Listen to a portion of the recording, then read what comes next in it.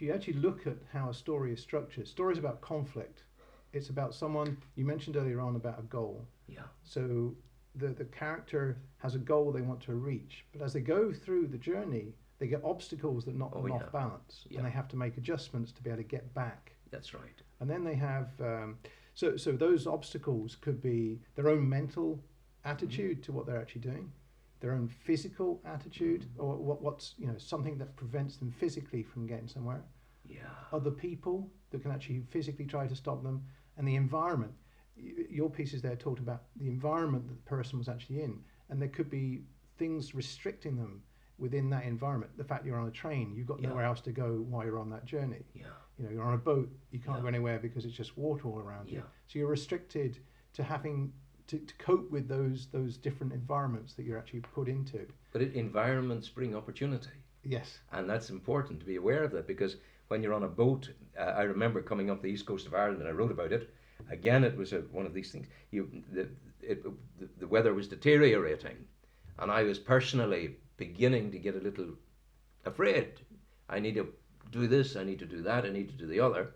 And I looked out to the ocean, and I saw the sky growing black and dark and awful, and the rain had started to come down, and the wind is. Then I looked to the right of the centre line of the boat, looked out to the left. My God, the sun was shining, the blue sky was there. And then that came to my mind, there is always blue above the grey. Now that's a metaphor for everything in life. So you can begin to run on that. There's a thing here, I don't know if I can find it, it might not. And this I think is quite a nice thing. I think it's lovely. I might be wrong here. No, that's one. You see, there's a thing now. This is a slightly angular thing for the column, and this is going to. I was at pains to know whether I should write this or not, because it's going to cause war. Okay. Now, does a fellow like me start conflict here, conflict and a yourself. conflict with bishops and the like? Yeah. And here, this is self-explanatory. Give to Caesar the things that are Caesar's, and give to God the things that are God's. The words of Jesus recorded for us by the evangelist Mark. It is my observation, there's a row about a big screen on Hill Street. It is my observation that the big screen on Marcus Square is in the category of that which belongs to Caesar. Therefore, behold my amazement that the cathedral parish of Newry should have initiated and promoted a petition of opposition to that Caesarean presence. No one challenged the basis for the church delving into the world of mammon. All unquestioningly followed the instructions of the Hill Street Church in the See, they were organized a petition from the pulpit. Yes. I'm trying to make the point that's not what pulpits are about. Now that's as angular as I get, but there is actually one here which is really, I think, just a wee bit beautiful. No, that was Mother Teresa. That's amazing.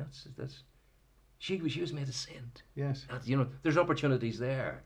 And here's what I'm saying. And the way into it is 2 days ago, Mother Teresa of Calcutta was made a saint of the Catholic Church. Miracles have been claimed through her work, blah, blah, blah, blah. And I'm really then using this.